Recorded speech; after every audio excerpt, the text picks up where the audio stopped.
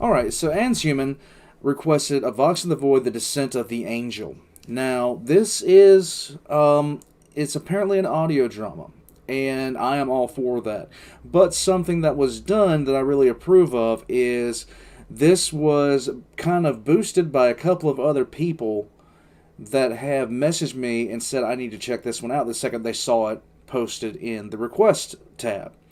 Now, if I've said this in another video, but if you see something that you really want to see that somebody else has recommended, put something in the request tab to kind of draw my attention to it. An emoji, something like that. Just reply to it with an emoji so there's something there that draws my attention to it.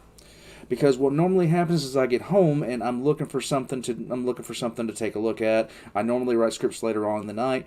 This definitely caught my attention as soon as I opened my Discord. In any case, we're going to get started on this one. It's about 40 minutes long. And nothing else to say. Let's get into it. Hit the right buttons. There we go. I really liked Vox in the Void when he, like the Why Do I Live one. The Why Do I Live song. I really like that, so I'm looking forward to this. What? What is this? It's so dark. I can't see. I can't move. This is strange. There is pain. There are voices calling my name. Voices that are chanting my name. Why? What is this? Has the Emperor decreed another triumph? Has the Legion returned to Ulanor? So strange. Wait, that can't be right. Why can't I see? And why can't I move my limbs? Dreadnought. Why am I in pain? This is... No. Go away. I want to go back to sleep. Dreadnought. Stop calling to me. Stop repeating my name over and over as if I need constant reminding. I'm not that old. I can still remember my own damn name. So cease with your infernal dronings. I want to go back to sleep. Be silent, all of you. Dreadnought. Leave me alone. I am tired. I am going to go back to sleep. Oh! Oh, you bastards! You whoresons! That hurt. How dare you? How dare you treat me in such an irreverent manner? Have you no respect at all? Just because I've been interred does not mean I will allow you to. Ah, finally, I can see. Optic feeds are online. Good. Now then, you, Brother Tech Marine, get up off your knees and report. I ought to trample what remains of your flesh into the dust for this insult. But I will stay my wrath if war is at hand. Is there war, brother? Has the time come for me to stride into battle once more? Do hordes of base traitors dare to threaten the Emperor's realm? Is Terra again under siege? I swear I will destroy them all. Yes, I will rip their treasonous hearts from their chest. I will tear open their throats and drain their veins dry. Tell me this is why you forced me so cruelly from my sleep. It has been so long since I last dealt out death and judgment upon the foes of mankind. Too long, brother. Tell me war is at hand. Tell me I've been awakened so that I might wield bolter and blade in the vanguard of our father's blood-red host, as I once did in millennium past. Oh, why can't I move? And why haven't my weapon systems been activated yet? Grok's dung. How can I fight in this state? Is there war, brother? Is there a reason why you have... Oh, wait. Wait. Let me think. Wait. I'm starting to remember now. Yes. Forgive me a moment's confusion, venerable master of the forge. I should know better than to order you or your brethren about. I mean no disrespect towards your rank. Just give this weary warrior some time to marshal his thoughts, will you? Yes. I recall now the cause for my previous awakenings, and what bitterness fills my hearts. You have not disturbed my sacred slumber due to the necessities of war. Not for me are the hideous shrieks of unclean Xenos as they writhe upon the talons of my power claw. Not for me are the despairing curses of vile traitors as they are crushed and broken beneath my righteous tread. No, not for ancient Archelos is the glory of the slaughter or the catharsis of the kill. I'm far too invaluable to be risked upon the field. I'm now a living relic, That doomed sucks. to gather dust in a secret stasis vault deep beneath the foundations of the Arx Angelicum, condemned to the dreamless sleep of ages, while the blood angels of Baal take our father's wrath to the stars, That sucks. forgotten save only by a select few. Why must I persist in this wretched isolation after all those I am really enjoying this. This is perfect. whom I fought and bled alongside have passed on into history and legend? This is no life, brother. No life at all. Yes, oh, spare me that tedious time-worn lecture. I know that I've been afforded the highest possible honor. I know why my continued survival is so vital to the well-being of the chapter. Others have told me this, time and again. But such knowledge does nothing to alleviate my grief or my rage. My younger dreadnought brethren are awoken for war when the need is dire, yet I alone am denied a place in the order of battle.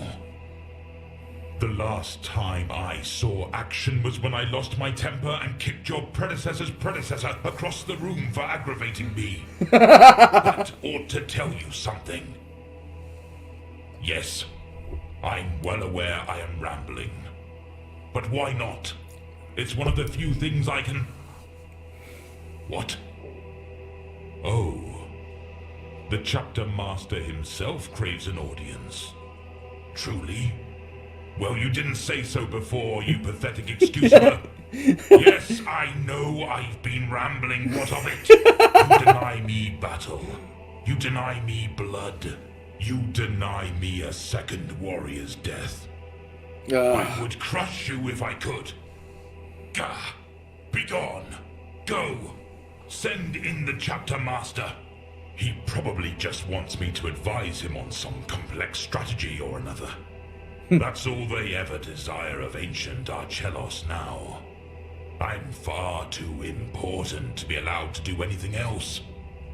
Oh, father, this is all so wearisome. I should have died fighting on the walls of the Imperial Palace like all those worthy legionaries of old. This is no life. No true life at all. Emperor, forgive me. I want to go back to sleep. Ah, Chapter Master, you've come at last. No, stop. You have no reason to kneel before me. You are still my liege, regardless of the great gulf of time that lies between us. It is I who should be kneeling, but I can't move anything. Those thrice damned tech priests refuse to complete my sarcophagus's awakening rites. Forgive me, my lord, but I do not recall your name. So many chapter masters have come and gone since Ralderon's time, and their names have all blurred together in my memory. Perhaps if you removed that golden death mask obscuring your face, I might be able to... It's Dante. That's better. I remember you now. Yes, you are Lord Commander Dante. You first came to me not long after your inauguration, as is tradition, when the secret of my existence was revealed to you. I see the passing years haven't been kind to you, brother. You look tired, if I may say so. Well, I suppose you've come all the way down here for a bit of sound tactical advice from an... Honestly, there are times I want to interrupt this and talk about stuff, and I really, really do, but at the same time, I don't. I don't want to interrupt this. old veteran, eh? Either some monumental campaign is at hand, or else a catastrophic disaster has befallen the chapter, and you desire my opinion on the matter. So be it. What troubles you, Lord Dante? Even in death I still serve. How might ancient Archelos aid you? A story? You want me to tell you a story? What? A story about Sanguinius when he walked amongst his sons in the flesh as I once did. I was not expecting such a request. Your predecessors never asked me for accounts of the 30th millennium, and I always assumed it was because their hearts could not bear the burden of such tales, or that my recollections would only serve to intensify their grief, and further inflame their rage. Yet, I will indulge you, Lord Dante, for I sense the weight of our father's legacy lies heavily upon your shoulders. And in your face I can detect an echo of his spirit and nobility. Let's hear it. You are strong-willed enough, I deem, to be entrusted with a first-hand account of Sanguinius, though I must choose what to tell you with care, for the inescapable horror of his death has far eclipsed the deeds of his life, and those deeds were many and glorious. I know. I will speak of an earlier time during the Great Crusade, far removed from the black specter of heresy and betrayal that still torments us even to this day. A time when the Emperor himself led the legions across the stars and the sons of his primarchs numbered in their hundreds of thousands. And a time when the Blood Angels went by a far less noble and exalted name. I remember it all clearly, for I was there, Lord Dante. Over 10,000 Terran years ago upon Tagar Pantorus. Yes, I was there, the day the angel descended.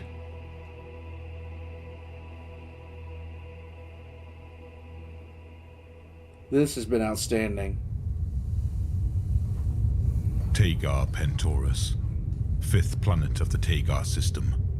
A world of perpetual storms and tempestuous weather, and a home to countless petty kingdoms and enclaves of degenerate abhumans and their hordes of bestial warrior thralls. Every inhabitable planet and moon of that entire system was utterly infested with the loathsome abominations, and such was the extent of the purge required to cleanse those worlds of their filth, that the full might of an Astartes legion had been brought to bear in order to drown all of Tagar in their unworthy blood. To say that my brethren and I were eagerly anticipating this full-scale campaign of extermination would be a crippling understatement. We were all but howling for its commencement by the time the strike cruisers carrying the last straggling companies finally translated in system. It had taken 2 years and 4 solar months for each disparate and isolated band of the 9th Legion to be located and recalled from various distant war zones all across the galaxy. Many frontline combatants had been ordered, often with threats of severe reprimand, to withdraw from active battle engagements, forcing these legionaries to leave their mission objectives unfulfilled and their campaigns uncompleted. Which didn't happen often. The bulk of my own company, the 87th Charnel Reapers, had been in the middle of butchering its way through the human and cybernetic defenders of a star fort, under the control of an arrogant planetary despot who was actively obstructing all attempts made by his governors and ambassadors to peaceably integrate his world into the Imperial fold. Honestly, this is impressing me with how well it's been done so far. I don't know if it's the pronunciation, but I'm not remembering. I'm guessing that this is something that he himself has written, but I could be wrong. It could be pronunciation, or it could be the fact that I'm an old bag and I can't remember much anymore. The order to withdraw and regroup had come through. Now, many months later, the dried blood and viscera of those same defenders still soiled our armor as a form of protest. The rancid stench filling the interior of our juddering Stormbird as it ferried us down through the turbulence of a storm-racked Tagar Pentorus. Captain Kyron Kassir, the commanding officer of the 87th at that time, was in a foul mood. As one of his senior sergeants, it had been my fortune to accompany him to the surface of Tagar, as part of an honor guard of veteran Astartes he had personally chosen from amongst the upper ranks of the Reapers. Possessed of volatile humors and a keen appetite for bloodshed, Kassir had endured the agonizing months of inaction as the Legion slowly mustered, with a steadily rising choler. Venting his frustrations in the dueling cages and training halls had done little to alleviate his slaughter lust. Now he paced along the length of the Stormbird's expansive deployment bay like a caged felid, unhelmed, heedless of the craft's violent shudders and tilts, while the rest of us sat secured in our grav couches, checking and rechecking our weapons as intermittent strobes of lightning lit up the armor glass viewing slits. This gathering is an utter waste of time, brothers.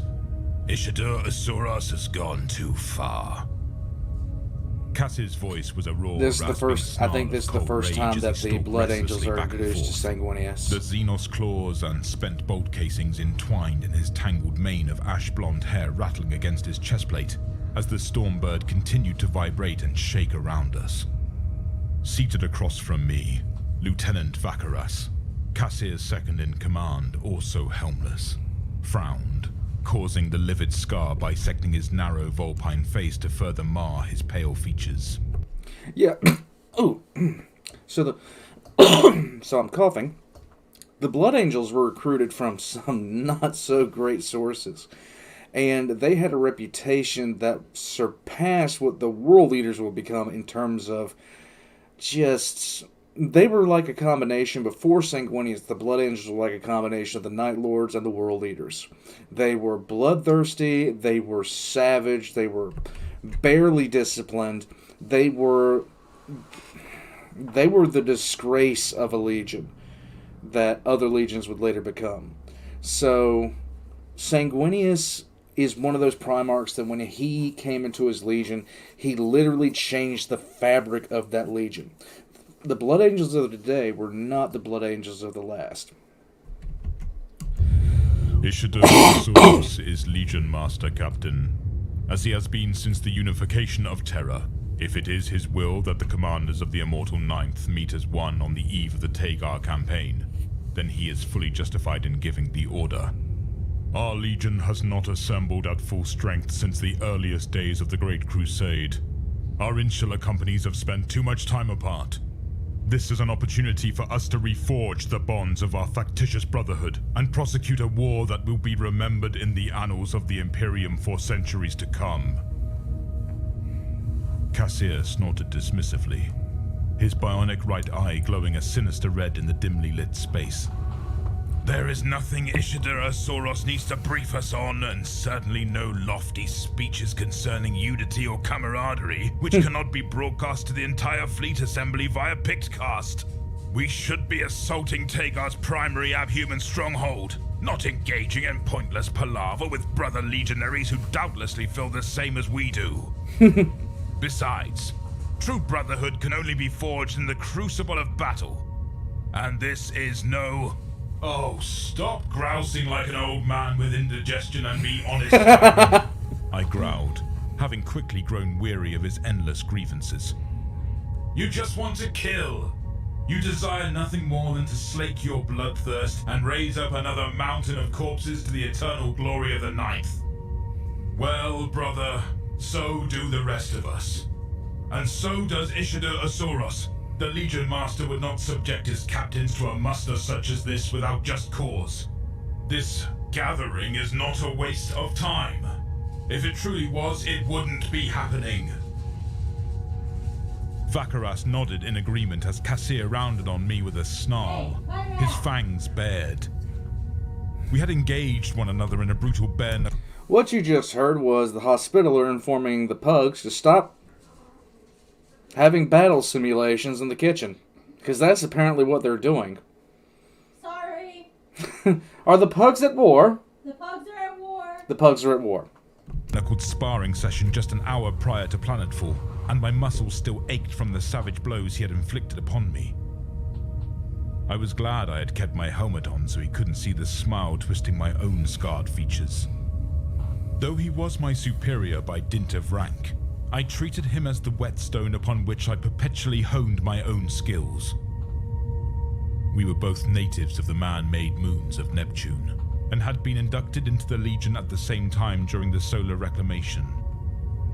Yet, despite our common heritage and the begrudging respect we'd managed to cultivate over decades of warfare, we still fought and baited each other like the two neophytes with something to prove.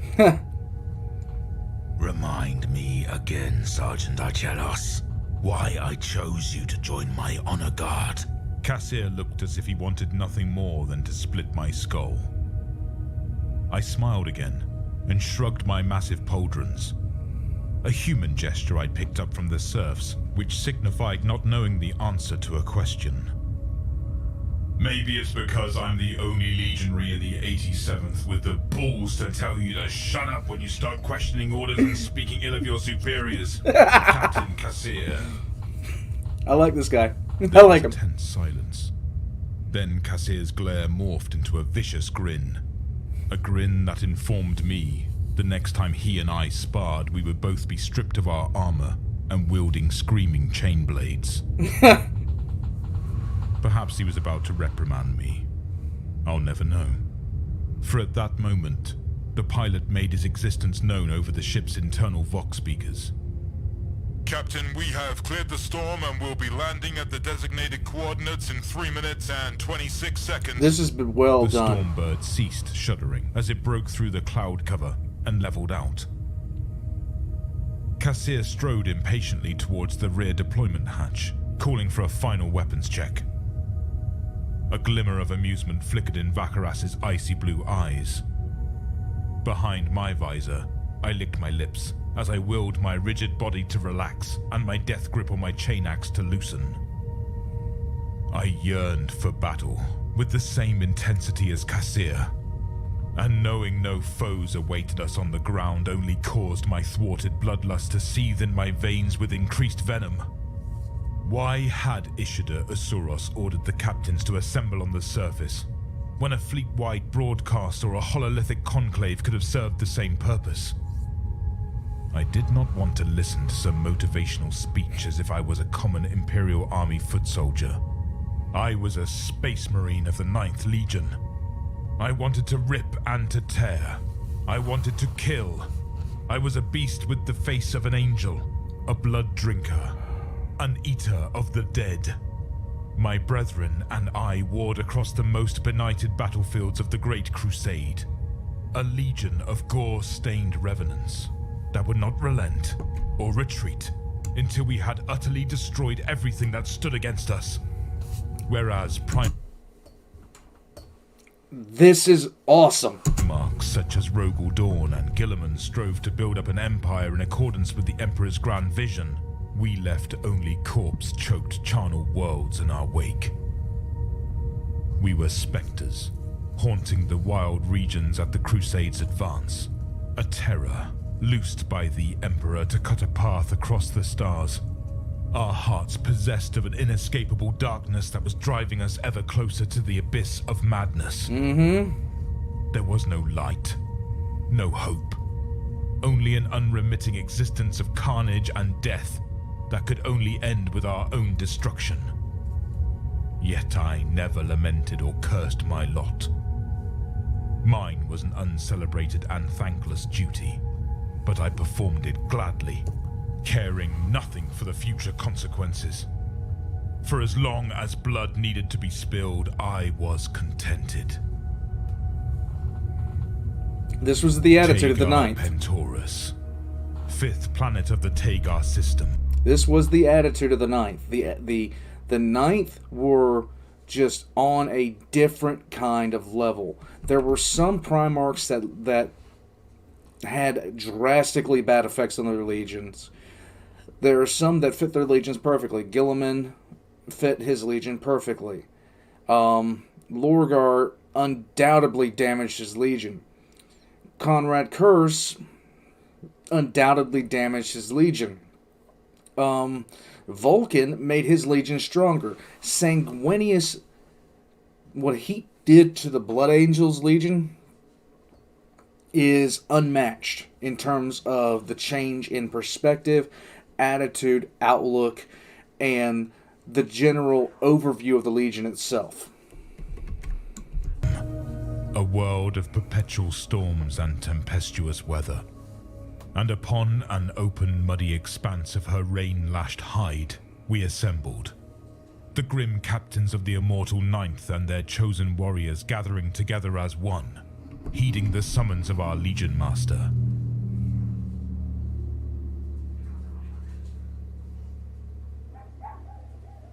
No humans were present, for this was Astartes' business, and we were eager to see it done. Upon Tagar we mustered, the blood-drenched angelic butchers of the Great Crusade, eagerly awaiting the system-wide slaughter we were about to partake in. Give me a second, I gotta go break up World War III. Had to break up World War III there.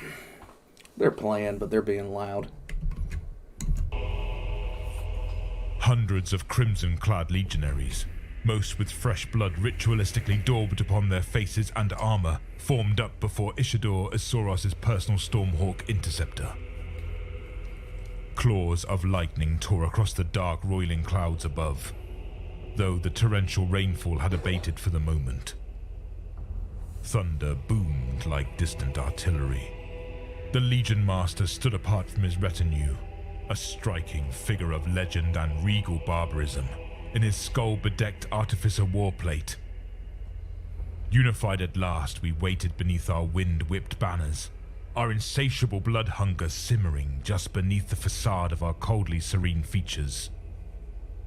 Lightning flashed. Thunder rumbled. Ishidor Asoros remained silent and still. He gave no order. He said nothing. I swiftly came to realize that he too was waiting. Waiting for what? The assembly was complete. Each company captain was present and accounted for. Every able-bodied space marine of the 9th Legion was prepared for deployment. What else had to happen before? And that was when I heard it. The distinct engine growls of more stormbirds descending from orbit. Yet even as the sounds reached my ears, the hairs along the back of my neck stood on end, and I gritted my teeth as a sudden knot of apprehension twisted my stomachs. My secondary heart kicked in as my breathing grew shallow and rapid. Sweat beaded upon my brow and my muscles bunched and tensed beneath my armor. I did not understand what was happening, for I had not experienced such a deluge of conflicting emotions since my transformation into a space marine.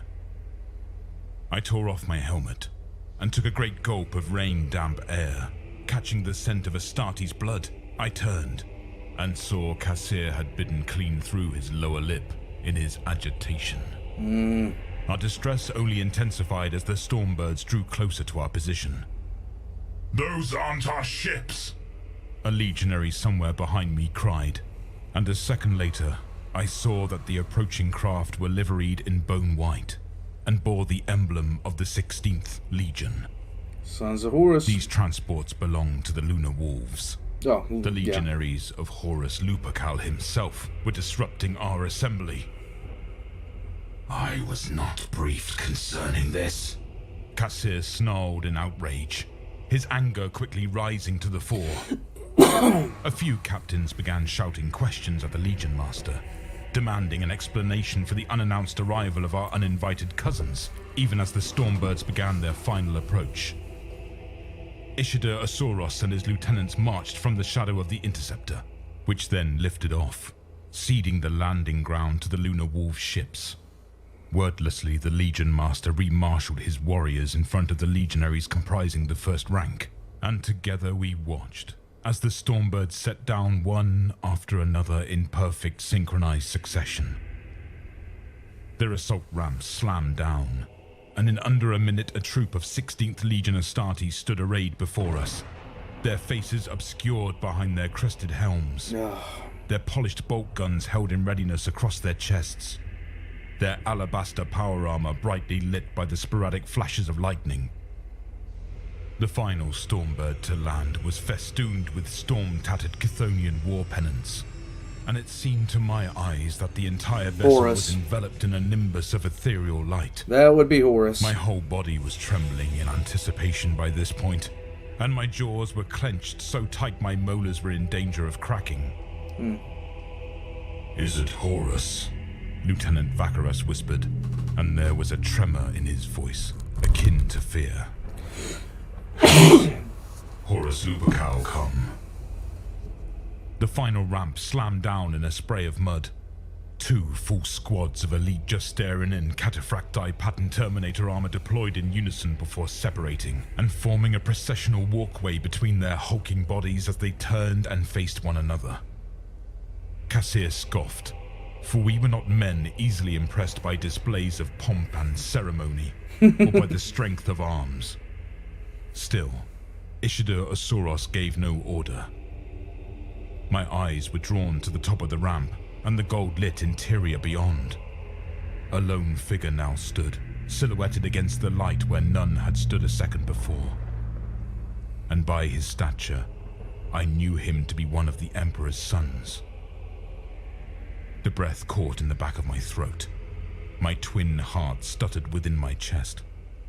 Veiled in a luminous solar radiance, the figure slowly descended from the bone-white Stormbird. An expectant hush fell over all. When he reached the foot of the ramp, the Justarian honor guard saluted him as one. He passed between them without a word, and strode across the narrow stretch of muddy earth that separated our forces from his. None of us moved or spoke. I was gripped by an indescribable dread such as a mortal man might experience. This For I is had so never good. been in the presence of a Primarch. Even the raging storms that ruled Tagar were momentarily cowed. I waited. My brethren waited. The planet itself waited. Waited to see what this living demigod of war would do. The golden aura cloaking the figure steadily dimmed, as if receding back into the burning core of his being. Time seemed to stand still. It was not Horus who stood before us. Oh. My heart stopped beating. Great white wings unfurled as the Primarch Sanguinius revealed himself in all his martial glory, and we beheld for the first time the beauty of his sublime form and the terrible majesty of his resplendent countenance. The light shone in the darkness. My heart beat again, and nothing would ever be the same, for dawn had come. The sun had risen. The Archangel of Baal gazed upon the assembled commanders of the Revenant Legion, gazed upon a host of rough-cast killers and scarred blood drinkers that had been created in his image and likeness, gazed into the depths of the hunger and madness lurking within the black recesses of our hearts. And he opened his mouth, and he said, "My sons." I could have died then, upon hearing those two singular words. Instead, I started to weep as joy pierced me. A joy more devastating than any sword blow. Joy that our Primarch progenitor had acknowledged us as his own. Joy that we had been united at last with the true Lord and Master of our Legion. Tears how he streaming changed 'em. unheeded down my face, I made ready to kneel alongside my brothers and offer our Gene-sire the adoration and devotion that was rightfully due. But the angel raised a clenched fist, halting us before we could act, and his next words smoked me to my innermost core. No, you will not kneel to me. I do not command your obedience or your fealty. I do not demand your allegiance or your loyalty. Instead, I shall offer unto you my own, freely given and without reservation. And so saying, Sanguinius placed a gauntleted hand over his hearts and knelt in the mud before our assembly. A collective murmur of shock rippled through the ranks of the observing Lunar Wolf legionaries. There are no words in all the tongues of men which can faithfully capture or describe the image of such a numinous being performing such an act of perfect humility. Some of the lines in this are just incredible. And the way the delivery is just spot on. This is utterly impressive in all ways. I absolutely love this. Our isolated companies had been held in disrepute and shunned for so long, had grown so accustomed to the scorn and mistrust of others, despite everything we had sacrificed for the sake of the new Imperium, that when our own Primarch knelt and pledged himself to us, we were all stricken with astonishment and dismay. A pained cry escaped Vacarus at the unbearable sight of the angel humbling himself in such a manner. Cassir groaned and hung his head like a chastised child. I shuddered in profound shame, suddenly disgusted by my gore-encrusted armor, and sickened by my barely restrained bloodthirst. It was as if I had become aware of what I truly was for the first time. I knew then I was utterly unworthy of my Gene-sire's loyalty and devotion, and that I would always be unworthy.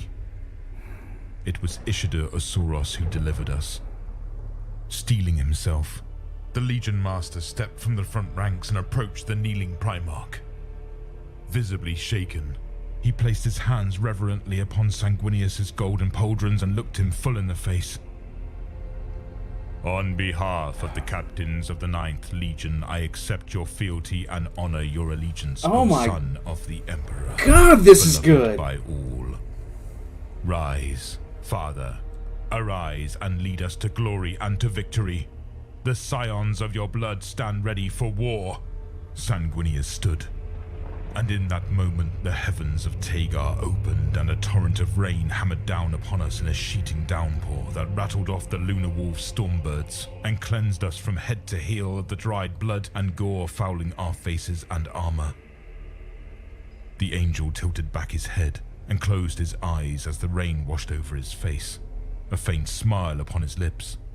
Then he gazed upon us once more and drew his ornate power sword, the master crafted blade in Carmine, that was to shine at the forefront of many a great battle in the decades to come.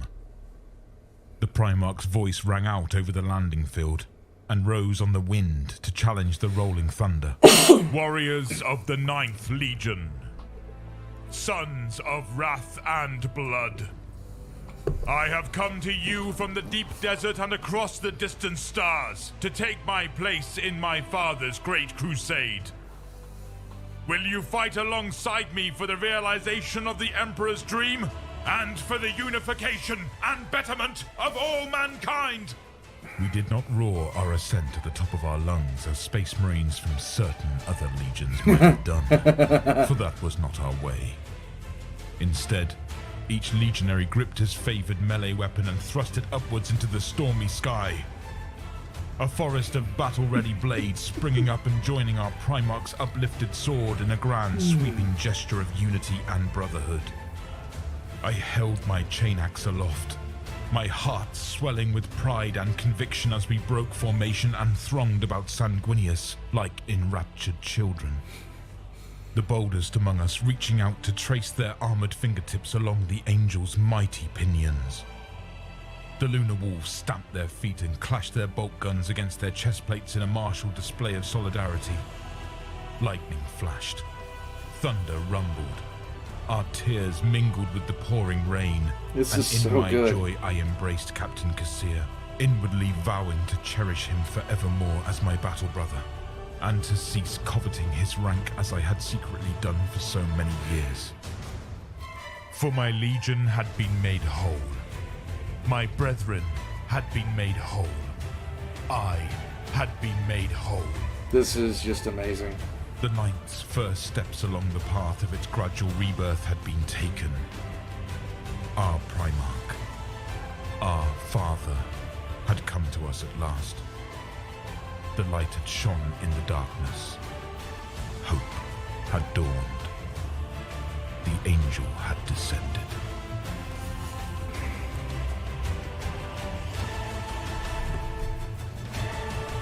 Oh my god. Oh my god, that's awesome.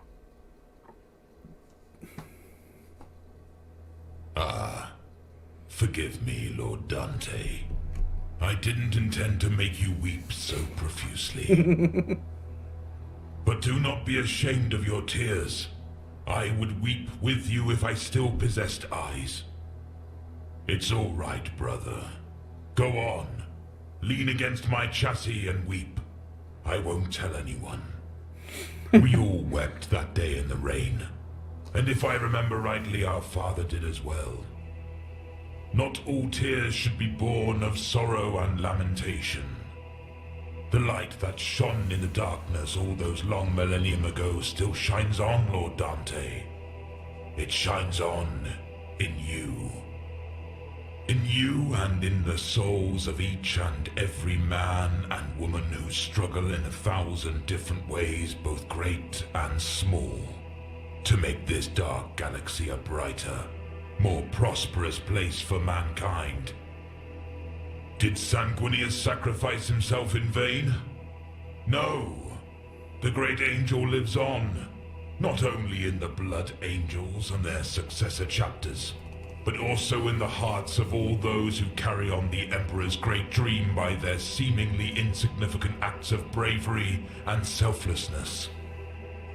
Does the Imperium still endure? Yes.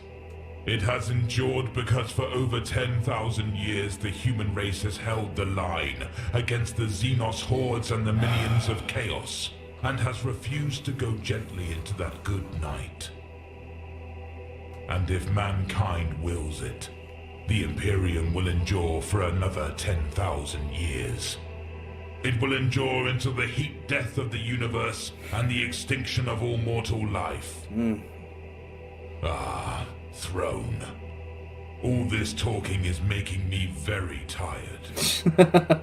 I tell you, Lord Dante, when you get to be as old as I am, even simple things like telling a story can become so exhausting. Still, I'm glad I was able to tell of times long gone, and of brothers long dead. How I miss them. It's a rather lonely thing, being the last of our father's first legionaries. Yet I thank you for the companionship, brother, and for the opportunity to reminisce about the grand old days once again, as tiring as it was. I'm starting to suspect the real reason I've never awoken for war is because I might accidentally doze off in the middle of some epic battle. Can you imagine me going toe-to-toe against a big brute of an orc, only for me to suddenly fall asleep as I make ready to deliver the killing blow? It would certainly embarrass everyone. I wouldn't want that.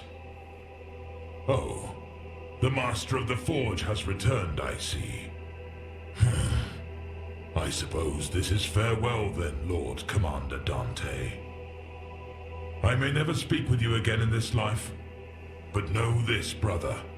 As long as the light continues to shine in the darkness, Sanguinius shall never truly die.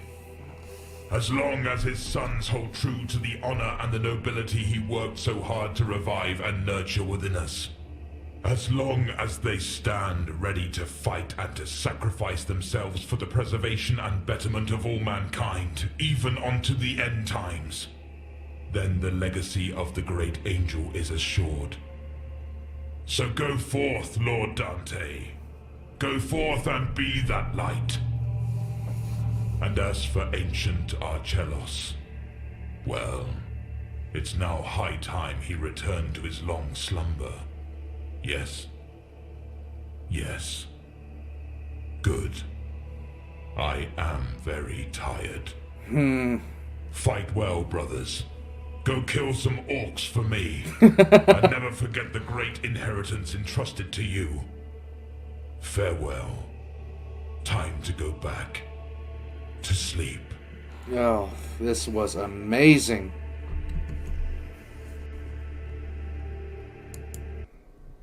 This was absolutely amazing. I cannot say enough about this. Just, you don't normally get this kind of level of, you just don't normally get this. And all I can do is sit back, and I could clap, but at the same time, what's the point of that? What is the point of that? This was absolutely well done. It was delivered perfectly.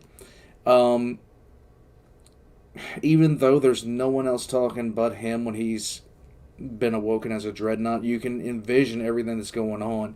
Some of those lines were just so well written and executed and spoken. It was just... It's amazing to me how much emotion something like this can invoke.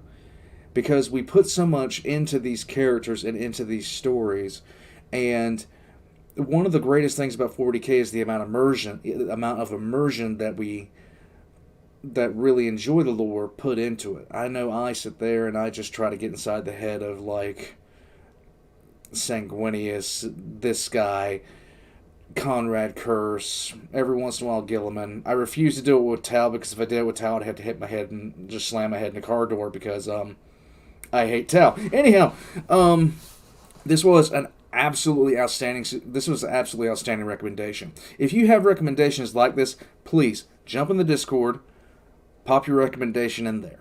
Okay? I'm going to be putting the link to this video in the description down below. Please go give Vox in the Void a like and subscribe on this video, and like and subscribe if you haven't already for this video. If you'd care to support the channel at all, I don't just do this. I do a whole bunch of other stuff at this point, and frankly, if you'd like to support the channel, just jump on down to the description box. We've got a Patreon down there, and with all that being said, I hope you guys enjoyed this as much as I did, and I enjoyed this. It's just impressive, and I can't say enough good things about it. I will catch you guys next time.